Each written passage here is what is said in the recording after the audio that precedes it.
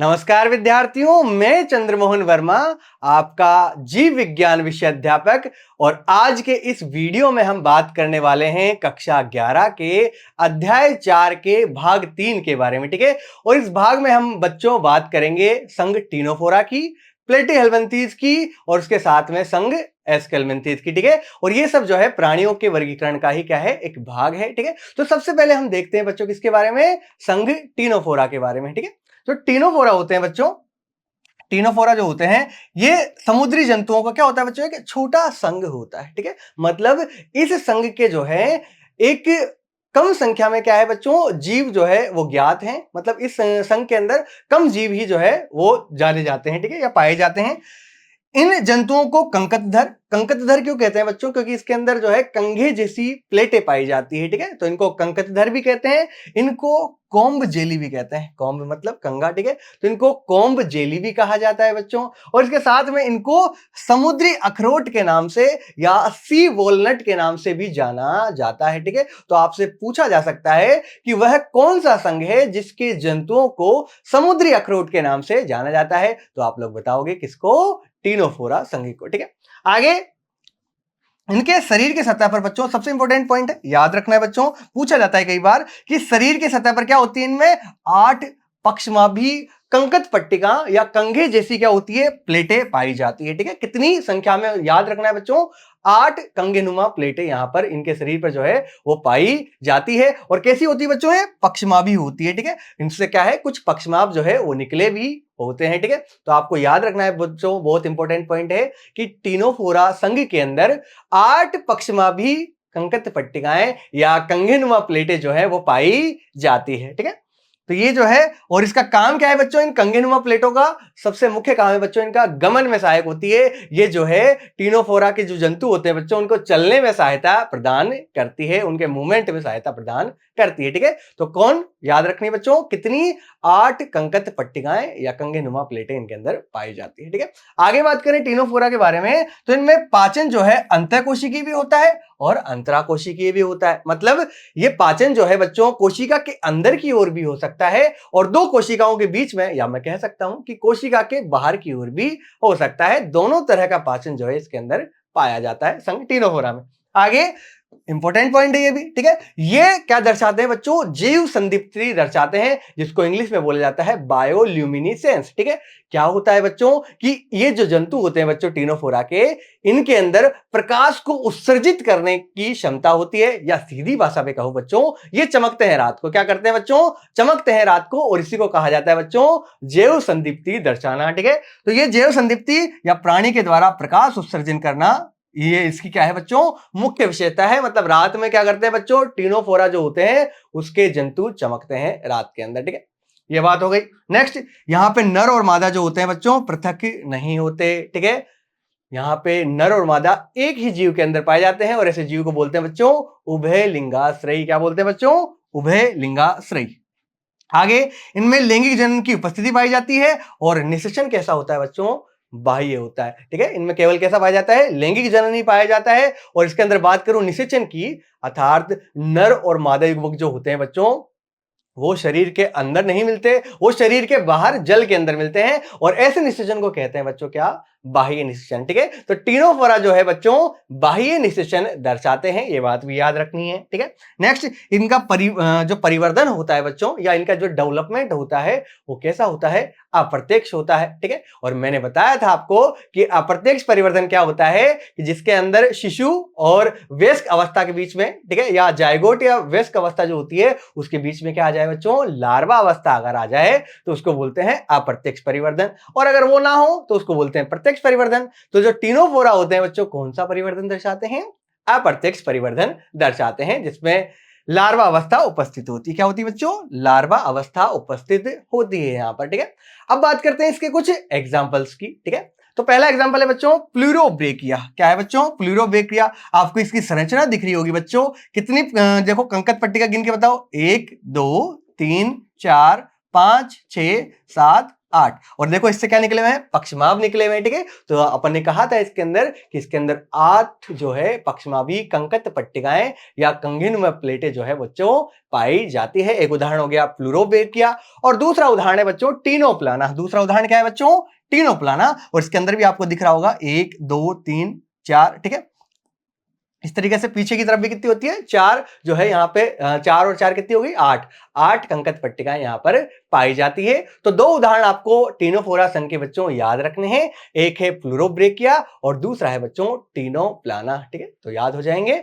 आगे बात करते हैं दूसरे संघ की। ठीक है, यहाँ पे जिसका नाम है प्लेटीहेल्मिन्थीज। वैसे तो कैसा है, चौथे नंबर का संघ है जिसको बोलते हैं बच्चों प्लेटीहेल्मिन्थीज। ठीक है, ये कैसे होते हैं बच्चों, चपटे होते हैं, इसलिए इनको चपटे क्रमी भी कहा जाता है। क्या कहा जाता है बच्चों, चपटे क्रमी भी कहा जाता है, क्योंकि ये पृष्ठ सतह से भी और अधर सतह से भी दोनों तरफ से क्या होते हैं बच्चों, चपटे होते हैं। ऐसा लगता है किसी ने दबा दिया इसको। ठीक है, तो ये चपटे होते हैं इसलिए इनको चपटे क्रमी भी कहा जाता है। ठीक है, तो इनके जो शरीर होता है बच्चों पृष्ठ और अधर तल पर कैसा होता है, चपटा होता है, इसलिए इन्हें चपटे क्रमी भी कहते हैं। पहली बात तो याद रखना है कि प्लेटीहेल्मिन्थीज को चपटे क्रमी भी कहा जाता है। ठीक है, याद हो जाएगा। नेक्स्ट, ये मनुष्य और अन्य प्राणियों में अंतः परजीवी के रूप में पाए जाते हैं। ठीक है, तो ये मनुष्य या कोई और जानवर जो होता है बच्चों उनके अंदर अंतः परजीवी के रूप में पाए जा सकते हैं, मतलब उनके अंदर रहकर उनसे जो है पोषण प्राप्त करते हैं, लेकिन उसको मारते नहीं है। ठीक है,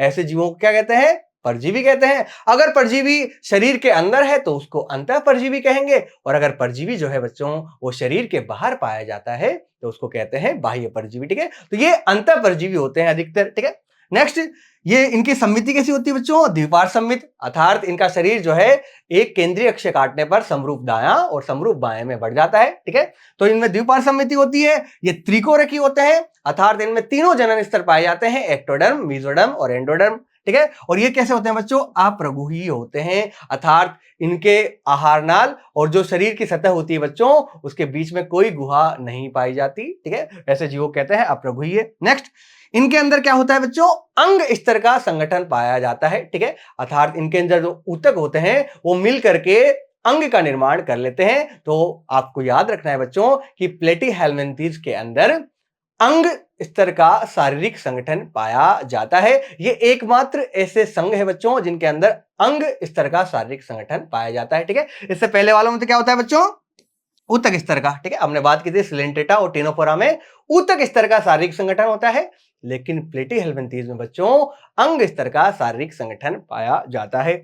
नेक्स्ट, परजीवियों के अंदर बच्चों एक तो अंकुश, ठीक है, जिसको स्कोलेक्स बोलते हैं हिंदी के इंग्लिश के अंदर, और दूसरा चूषक जिसको सकर्स बोलते हैं। ये दो जो है मुख्य अंग उपस्थित होते हैं। पहला अंकुश, ठीक है, जिसको स्कोलेक्स बोलते हैं। ये क्या करता है बच्चों, जैसे मान लो शरीर के अंदर है, किसी जगह पर रुकना है तो ये जो है इसे हुक की तरह होता है, तो वहां पे फंस करके वहां पे रुक जाता है। ठीक है, और वहां एक जगह रुक करके वहां से पोषण प्राप्त करता है। ठीक है, तो ये तो उसको स्थायी बनाने के लिए होता है, क्या, कौन सा, अंकुश। और दूसरा होता है बच्चों चूषक, जो क्या करता है, रक्त को चूसने के काम आता है। ठीक है, तो दो अंग होते हैं इनमें, एक तो होता है क्या, अपना अंकुश, और दूसरा चूषक। किनके अंदर, परजीवियों के अंदर। अपन को याद रखना है कि अगर प्लेटीहेल्मिन्थीज के सदस्य बच्चों परजीवी के रूप में पाए जाते हैं तो उनके अंदर एक तो अंकुश और दूसरा चूषक नाम के अंग जो है वो पाए जाते हैं। ठीक है, आगे बात करें प्लेटीहेल्मिन्थीज के बारे में, तो चपटे क्रमी जो होते हैं बच्चों खाद्य पदार्थों को परपोषी से सीधे अपने शरीर की सतह से अवशोषित करने में भी क्या होते हैं, सक्षम होते हैं। एक तो क्या होगा, अगर जिनके अंदर चूषक पाया जाएगा तो वो तो चूषक के द्वारा जो है रक्त को चूस लेंगे, लेकिन अगर मान लो किसी के अंदर चूषक ही नहीं है तो क्या करेंगे भाई वो। ठीक है, तो उनके अंदर जो है उनकी शरीर की सतह द्वारा उस भोज्य पदार्थों को अवशोषित करने की क्षमता पाई जाती है। ठीक है, तो किसी के अंदर तो क्या मिलेगा बच्चों, चूषक मिलेगा, और जो इनके पास नहीं है वो क्या करेंगे, शरीर की सतह से ही उस भोज्य पदार्थों को क्या कर लेंगे, अवशोषित कर लेंगे। ठीक है, नेक्स्ट इंपॉर्टेंट पॉइंट है बच्चों, पूछा जाता है कई बार, ज्वाला कोशिकाएं पाई जाती हैं इनके अंदर। क्या पाई जाती है बच्चों, ज्वाला कोशिकाएं। सीधा क्वेश्चन आता है बच्चों कि ज्वाला कोशिकाएं कौन से संघ में पाई जाती है, तो चपटे क्रमी में या फिर प्लेटीहेल्मिन्थीज में पाई जाती है। और इनका काम क्या है बच्चों, एक तो इनका काम है परासरण नियंत्रण और दूसरा उत्सर्जन। परासरण नियंत्रण क्या होता है बच्चों, या परासरण नियमन भी बोलते हैं इसको, इंग्लिश में बोला जाता है बच्चों ऑस्मो रेगुलेशन। क्या बोला जाता है बच्चों, ऑस्मो रेगुलेशन बोलते हैं इसको। ठीक है, क्या होता है ये ऑस्मोरेगुलेशन बच्चों?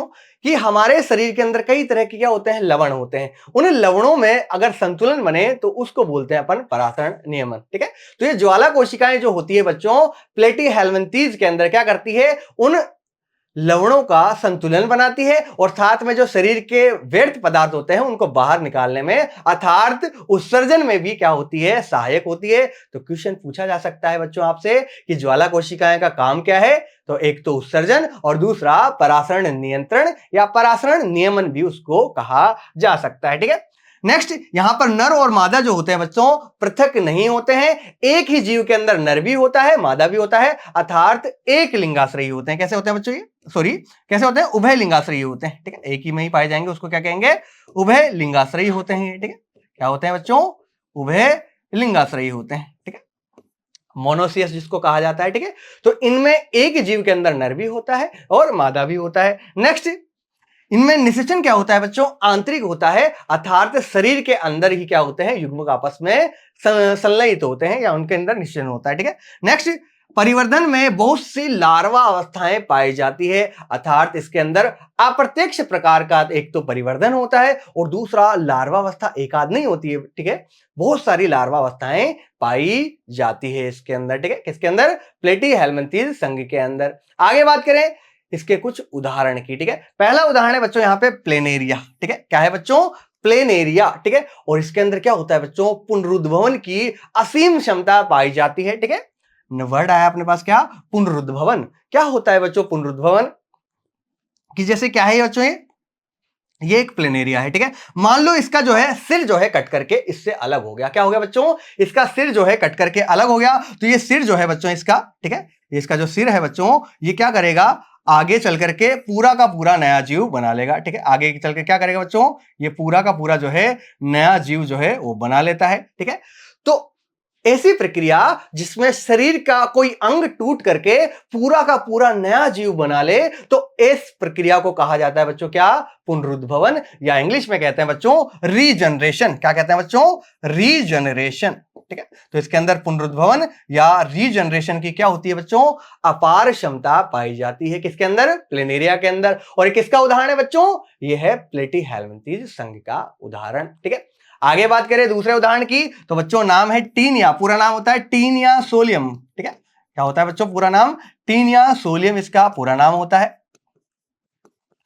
और ये बच्चों कैसे दिखाई देता है, फीते की तरह दिखाई देता है। बिल्कुल क्या होता है बच्चों, एक तो लंबा सारा होता है, ठीक है, बहुत अधिक इसकी लंबाई होती है, और एकदम क्या होता है, चपटा होता है। ठीक है, तो घर में जो फीता होता है उसकी तरह दिखाई देता है, इसलिए इसको क्या बोलते हैं बच्चों, फीताक्रमी बोलते हैं। क्या बोलते हैं बच्चों, इसको फीताक्रमी बोला जाता है। किसको, टीनिया सोलियम को। ठीक है, तो ये फीते की तरह दिखाई देता है। इंग्लिश में इसको बोलते हैं बच्चों टेपवर्म। क्या बोलते हैं बच्चों, टेपवर्म जो है इसको बोला जाता है। कृमि को इंग्लिश में क्या कहते हैं बच्चों, वर्म कहते हैं। ठीक है, तो इसको टीनिया सोलियम को क्या कहा जाता है बच्चों, फीताकृमि या टेपवर्म भी कहा जाता है।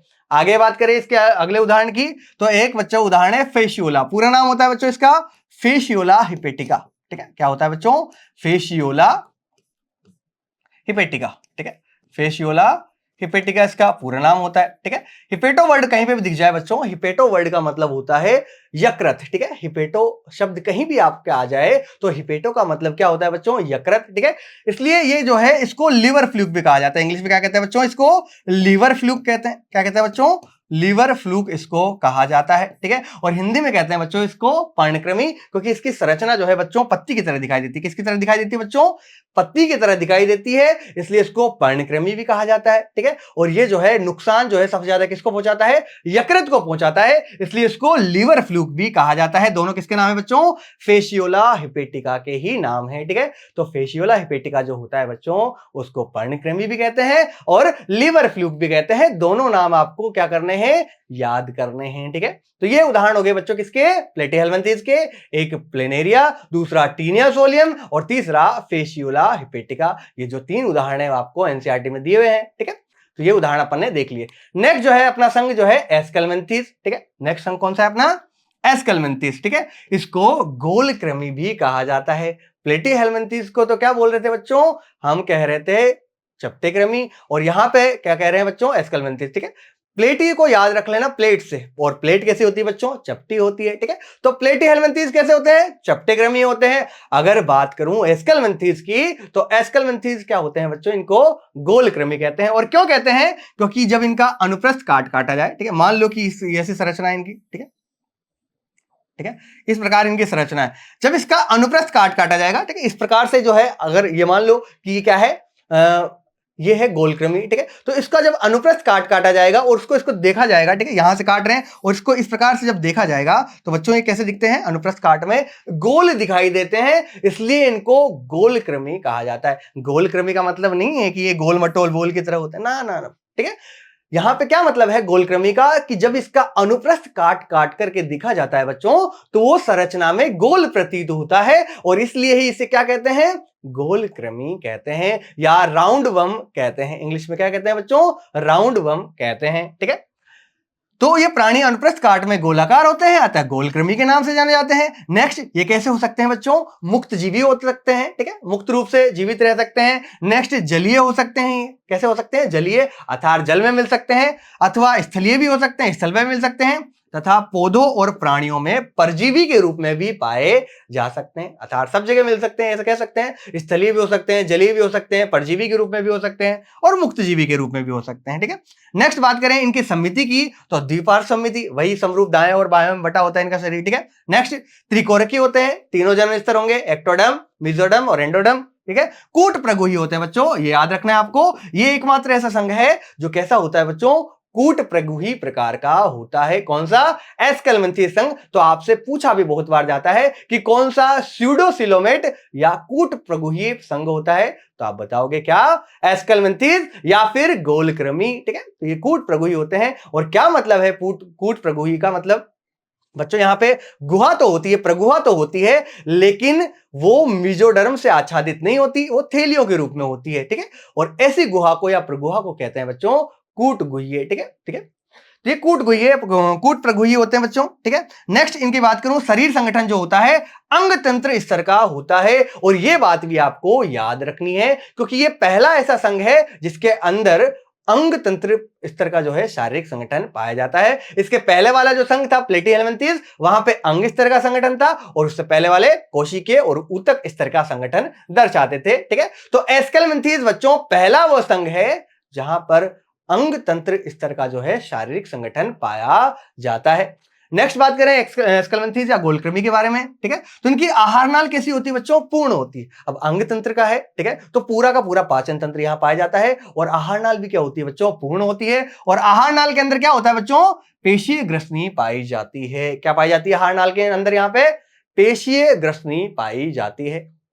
नेक्स्ट, उत्सर्जन नाल जो होती है यहां पे, इसको उत्सर्जन नाल भी उपस्थित होती है, और ये क्या काम करती है बच्चों? शरीर से अवशिष्ट पदार्थों को उत्सर्जन रंध्र या छोटे छिद्र कह सकते हैं अपन, उत्सर्जन रंध्र के द्वारा बाहर निकालने में क्या होती है? सक्षम होती है। अर्थात यहां उत्सर्जन के लिए क्या होती है बच्चों?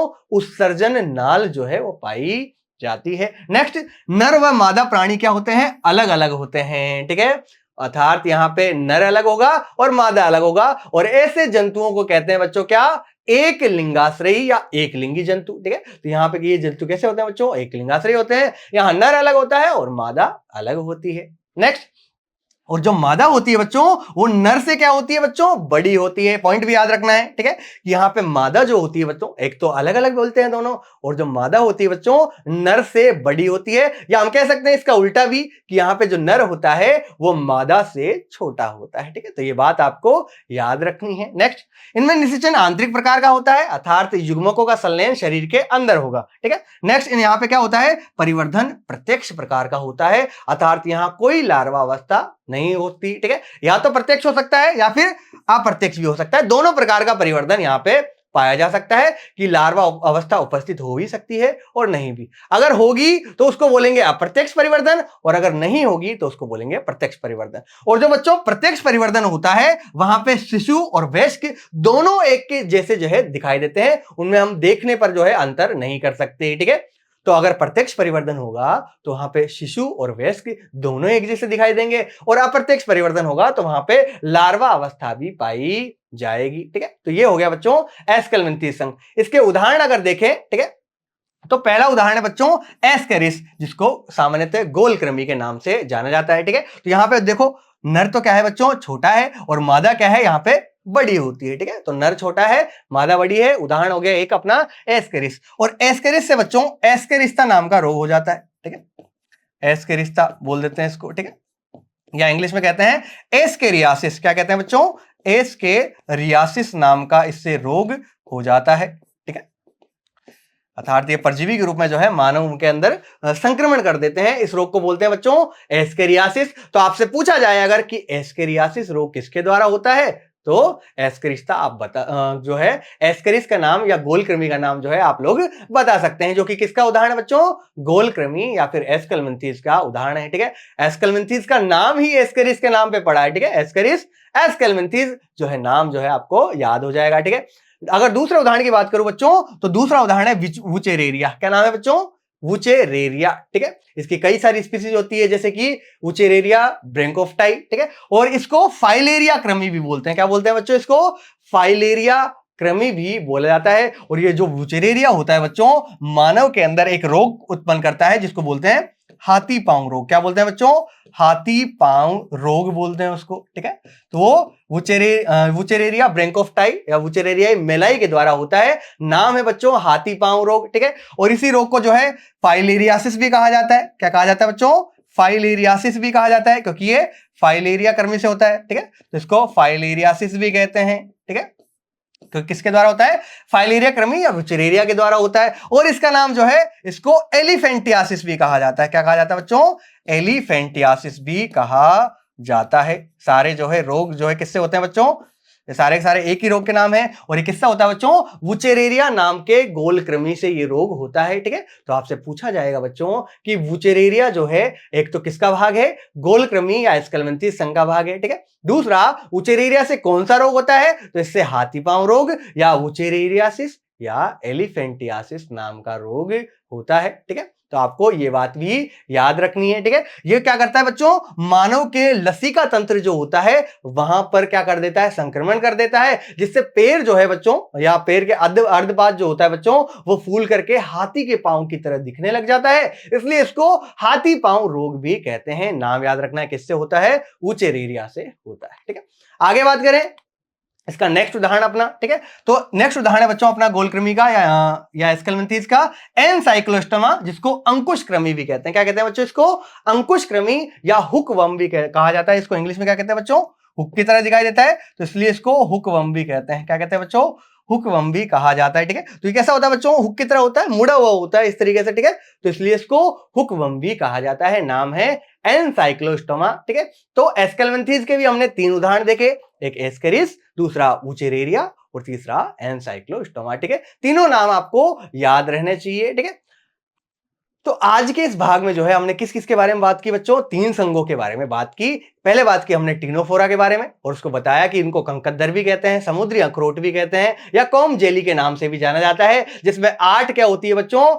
पक्षमाभी कंकत पट्टिकाएं या कंघे नुमा प्लेटें जो है वो पाई जाती है। ये बात की थी हमने किसके बारे में, टिनोफोरा के बारे में।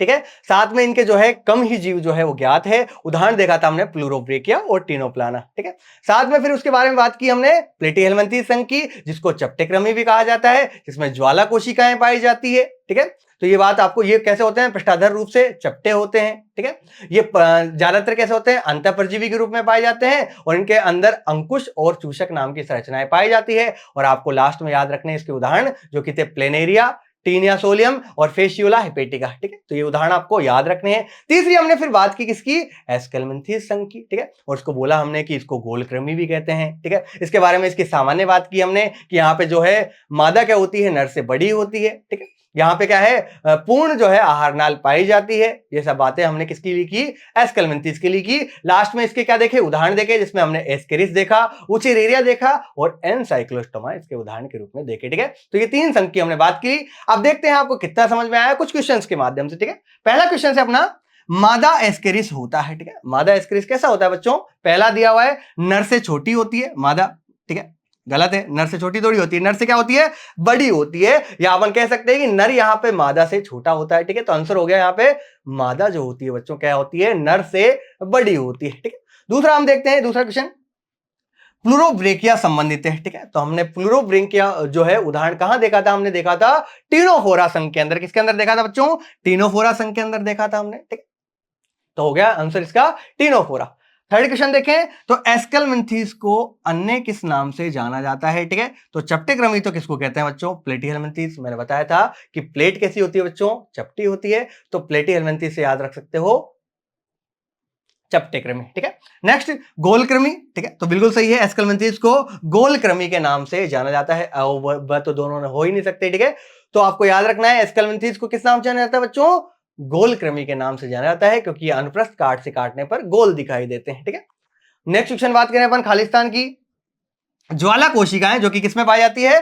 प्लेटीहेलमिन्थीज के अंदर पाई जाती है, और उनकी विशेषता क्या है बच्चों? ये उत्सर्जन, पहला तो क्या उत्सर्जन में सहायक है, और साथ में जो है उत्सर्जन के साथ साथ परासरण नियमन में भी, किसमें? परासरण नियमन में भी सहायक होती है। ठीक है, तो ये उत्सर्जन और परासरण नियमन में क्या होती है बच्चों? सहायक होती है। नाम है ज्वाला कोशिकाएं, और किसके अंदर पाई जाती है बच्चों? प्लेटीहेलमिन्थीज संघ के अंदर पाई जाती है। काम है इसका उत्सर्जन और साथ में परासरण नियमन करना। ठीक है, नेक्स्ट क्वेश्चन देखते हैं पांचवा अपना, जीव संतुप्ति खालिस्तान की मुख्य विशेषताएं कौन से संघ की थी बच्चों? प्लेटीहेलमिन्थीज तो नहीं दिखाते, ना ही एस्केलमेंथीज दर्शाते हैं, तो कौन से दिखाते हैं बच्चों? टीनोफोरा दिखाते हैं। कौन दिखाते हैं बच्चों? टीनोफोरा। तो आंसर हो गया अपना टीनोफोरा। ये जैव संदीप्ति दर्शाते हैं, अर्थात ये प्रकाश उत्सर्जित करते हैं, या मैंने कहा था रात में चमकते हैं। ठीक है, नेक्स्ट क्वेश्चन अपना सत्य सत्य। टीनोफोरा को समुद्री अखरोट या कंकाल जेली या कॉम्ब जेली के नाम से जाना जाता है, तो बिल्कुल सत्य कथन है। ठीक है, टीनोफोरा को कॉम्ब जेली या समुद्री अखरोट या कंकत जेली के नाम से जाना जाता है। ठीक है, लास्ट क्वेश्चन है अपना आज का, प्लेटीहेलमिन्थीज में परजीवी प्राणी में अंकुश व चूषक पाए जाते हैं, तो बिल्कुल सत्य कथन है, क्योंकि प्लेटीहेलमिन्थीज जो परजीवी होते हैं बच्चों, वहां पे अंकुश भी पाया जाता है, जो कि उसको स्थायी करेगा, एक जगह पर रोकेगा, और चूषक क्या करेगा? उससे रक्त जो है उसको चूसने में सहायक है। ठीक है, तो आज हमने बात की तीन संघों की, टीनोफोरा, प्लेटीहेलमिन्थीज और एस्केलमेंथीज। तो आशा है बच्चों आप सभी को ये तीनों संघ जो है अच्छे से समझ में आ गए होंगे। तो आज के लिए बच्चों इतना ही, धन्यवाद।